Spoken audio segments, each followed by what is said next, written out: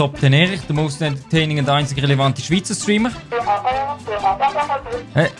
Top Ten Erich soll in E-Sports-Sendung. Sorry, kein Interesse. So, weiter. Top Ten Erich, most entertaining und einzig relevante Schweizer Streamer.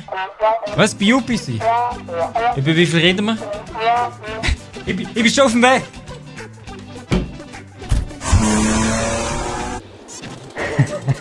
2 Mille.